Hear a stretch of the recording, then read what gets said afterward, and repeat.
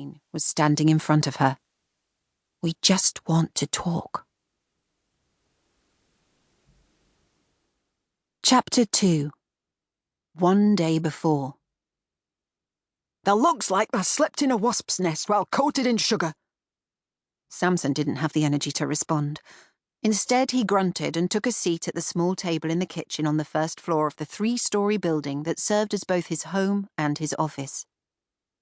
From her habitual morning position at the cooker, cleaner-turned-cook-turned-receptionist Ida Capstick was regarding him with a fierce look. The same fierce look she wore on a daily basis, but with added frown, if that was possible. "Is summat ailing thee?"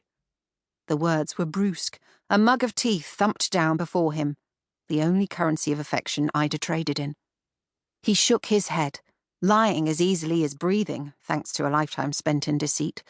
But Ida wasn't having it, continuing to stare at him, arms folded across her whippet-thin frame. "If I didn't know better, happen I'd suspect there's been hit in the bottle," she continued, scrutinizing him unabashed. But Ida did know better. Samson O'Brien, unlike his father, was known for his abstinence when it came to alcohol. Barring one momentous lapse a few months ago, a lapse which had him vowing never to repeat the experience, he never touched the stuff. Although the way things were going, crossing the road to spend the day drowning his sorrows in the fleece definitely had an appeal.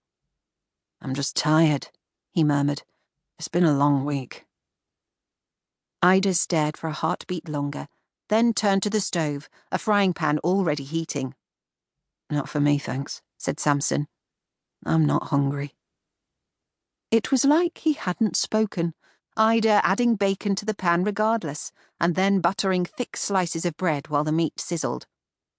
Downstairs, the back door opened and closed, 2 sets of footsteps audible down the hall and starting up the stairs, one set considerably faster than the other. Seconds later, in a grey blur, a large Weimaraner burst into the kitchen, tail wagging furiously. "Morning, Tolpuddle."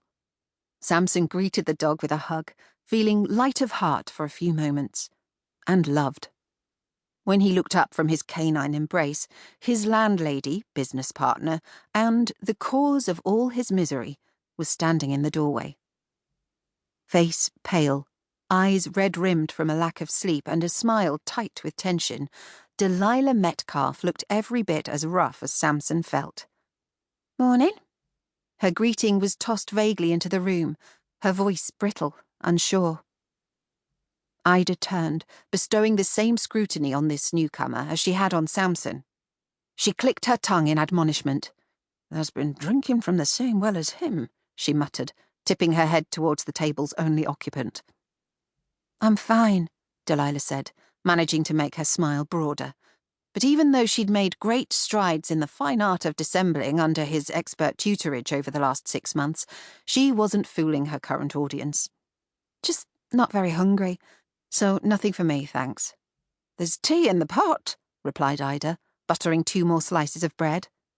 Delilah shrugged, poured a mug of tea, and returned to stand in the doorway, her gaze resting steadfastly on Tolpuddle, who'd moved away to take up position as close to the frying bacon as the cook would tolerate.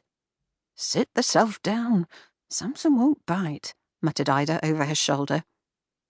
Judging by the look that crossed Delilah's face, she wasn't convinced, but she did as she was told, taking the chair opposite. Still, she didn't look at him. This woman, who only 12 hours ago had stood him up, who had lifted his emotions to dizzying heights before abruptly turning on her heel, leaving him crestfallen and alone. He might have been misguided, but when it came to matters of the heart, he'd expected more consideration from someone who ran a dating agency. "There." Ida placed a plate in front of each of them, laden with the bacon butties neither had wanted. "Eat up." They ate silently, in contrast to Tolpuddle's enthusiastic gulps, his serving gone in seconds. All the while, Ida watched them, until Samson could bear it no longer. "So," he said, pushing away his empty plate, the sandwich leaden in his stomach. "I wonder what crimes Bruncliffe will have lined up for us today." He used the word us.